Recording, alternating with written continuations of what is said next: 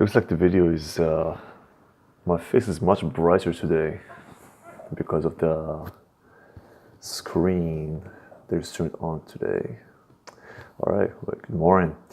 Uh, Moving on with the book, The Mastery. So far, I'm enjoying it.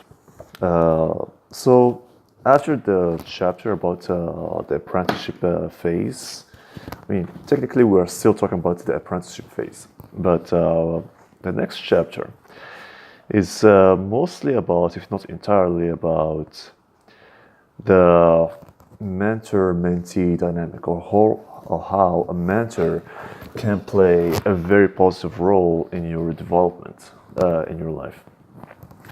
And pretty much the chapter opens up with the story of Faraday, Michael Faraday, who lived between 1791 and 1867.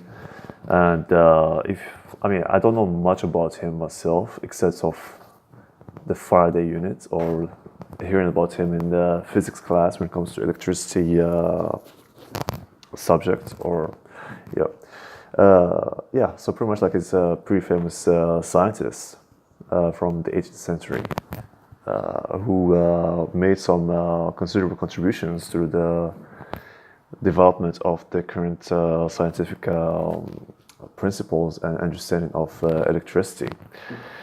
And what I liked about the story is pretty much it's this. I would say it like it's a classic premise of someone who's born in poverty.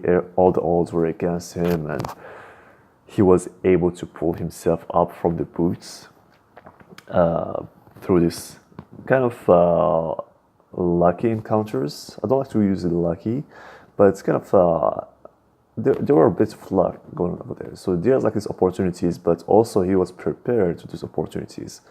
So that's like one thing I like to qualify is that luck is equals to opportunity plus preparation. So even if you get an opportunity, if you're not prepared for the opportunity, it's completely useless. So that's the only way for you, I guess, in my opinion, that's the only way for you to be lucky. But that's not the subject of today. Today, I just want to discuss this idea of a mentor, especially if in the computer science or in the software engineering field. You kind of hear this idea that you need to seek a mentor. You need a mentor for you to be able to grow. And I think it's a good idea. And a lot of times when I hear people suggesting it, it feels a bit misguided, as if this is the only way for you to grow. We have to realize one thing.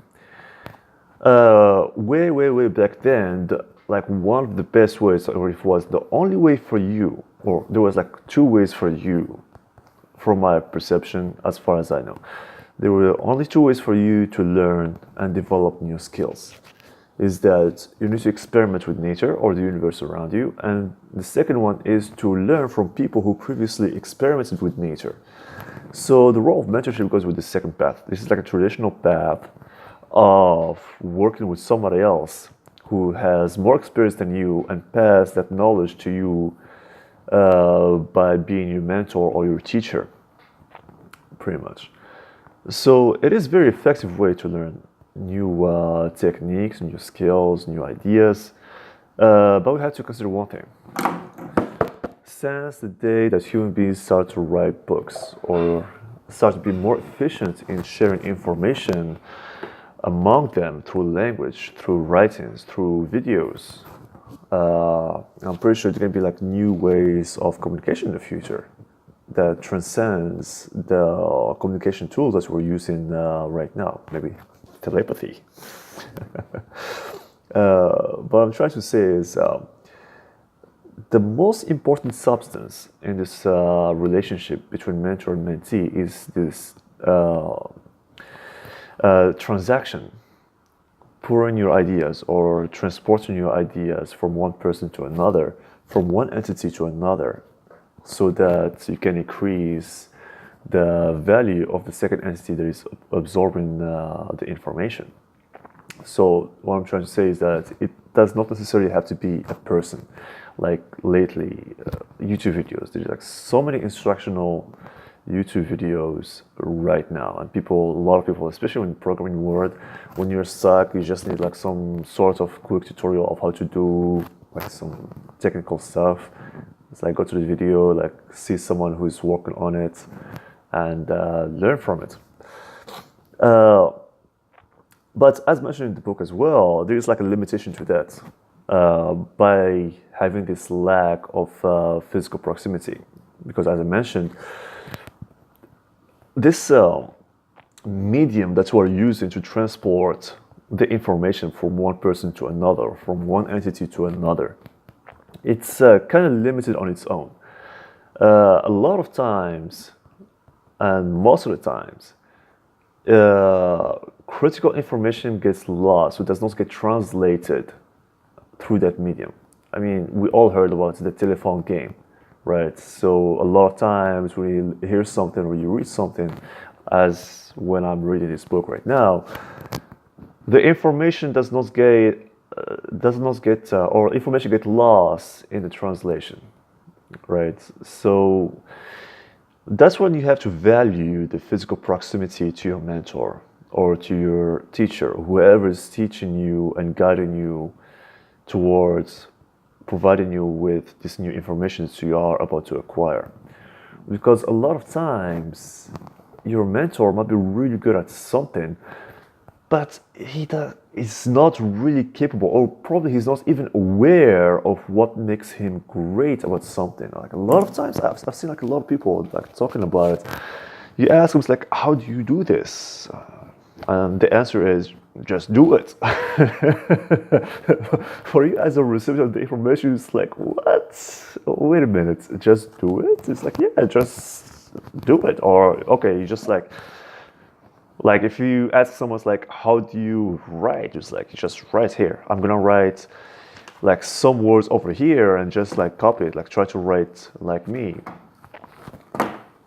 It's sometimes it's very hard for you to explain the process, like what's going on in your brain, because it just becomes second nature for you how to execute it. That goes back to the whole principle of having a fast brain and very slow brain. When the stuff that you keep repeating, the slow brain, the processes that you have to think about a lot. So when you just like start acquiring a skill, you have to think about it a lot. Just imagine or remember when you started learning how to ride a bicycle, for example. The very first times it was very hard for you to ride a bicycle, but once you start knowing how to learn a bicycle, like how to keep your balance, you don't even have to think about it. Driving a car, same thing. The very first time you have to drive a car, you have to be very careful, like, okay, like how much do I turn, like how much I press on the pedal.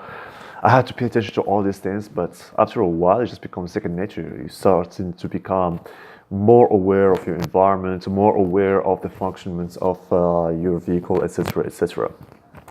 So that physical proximity to acquire that knowledge can be very critical for you, and that's why it's really good for you to develop this kind of mentor-mentee personal relationship with someone who's really good in the field that you try to acquire skills at, to be more experienced at, or more of a master in that subject or field. So that's why that comes back to the whole concept of mirror neurons. As human beings, not just human beings. I think they found it like in chimpanzees, like apes, and also in crows. I think if I remember well, crows can be very, very smart. Just like look up some videos on any video platform like YouTube, and you can see crows like solving puzzles, or an octopus solving puzzles. Like a lot of animals, they have this kind of mirror neurons that help them to acquire like new skills, new techniques that help them to increase their chances of survival. So the question again that comes to mind is like, okay, so great, I need a mentor, I need someone to be a catalyst for my personal growth. But how do I acquire a mentor? So you have to remember that most relationships in life are based in this kind of transaction of give and take. Okay, I want you to be my mentor, but what can I offer you as a mentee to this mentor. So we have to be very conscious of that, and it's suggested in the book as well. So unless you have anything to offer to your mentor, chances are your mentor is too busy. He does not have time for you, and he does not have the patience for you. I like this light. I think I'm gonna invest in a light to shine the light on my face. Yeah. So you have to offer something for you to get something most of the times. Although we like to think about this idealistic, communistic ideas of share the wealth across everyone. You don't need to provide anything. You can get something for free. Most of the times, people are not willing to give anything for free. Even those people you give them stuff for free, are they willing to give something for free? I don't think so. So for you to acquire a mentor, you need to have the base skills for the mentor to accept you under his wing. So in the case of Faraday, for example, he started by learning a lot. Like the first job he got was as a bookbinder in a bookstore. And the reason why he got that job, because he was interested in books, because he showed this quality of being very invested in learning or reading books. So the bookkeeper, the bookshop keeper, he accepted under his wing because he showed that interest. And then later on, he became eventually the mentee of, I think his name is David, the chemist. He was like a famous scientist at that time. Yeah, Davy. I don't see his first name. He pretty much find out that he could be very useful to him because he's very organized, he's very professional, and he's able to catalog or compile all his thoughts, experiments, and observations so that he could use in the future. He could help him to better organize himself. So that's why he took him under his wing. And during the process, as Faraday was observing Davy work, he was acquiring all that knowledge because you need to observe, you need to take advantage of the situation you're at. So if you don't realize the opportunity that you have, if you're not prepared for the opportunity that you have at the moment, you will not be able to take advantage of it. So although you have the strategic upper hand to be lucky, you will not be lucky because you either lack opportunity, you either lack preparation, or you lack both. So while having this mentor-mentee relationship might be very beneficial for you, there are cons as well. So one of the cons is that the mentor can stifle. It's possible that for the mentor to stifle your growth, especially if you reach a point where you don't have any more to learn from your mentor. So you need to move on. You can stay friends, connections, good acquaintances, but you cannot just stay under his wing all the time. And your goal every single time is that you need to become better than your mentor. And a lot of times you have this kind of grudge that happens. We are humans. And a lot of times we act as if we are crabs in a bucket. So if you see one crab about to jump outside of the bucket, the other crab's going to pull him down the bucket. So you have to be very conscious of that. And that's why a lot of times, especially because who are our first mentors usually? They are our parents. And during adolescence, a lot of kids, they showcase this rebellious behavior against their parents. And the main reason for that is that the kids feel like they're being stifled, even subconsciously. They feel that they're being stifled within their own environment. They feel like, oh my God, I need to go out there, explore the world, do these crazy things, experience this crazy stuff.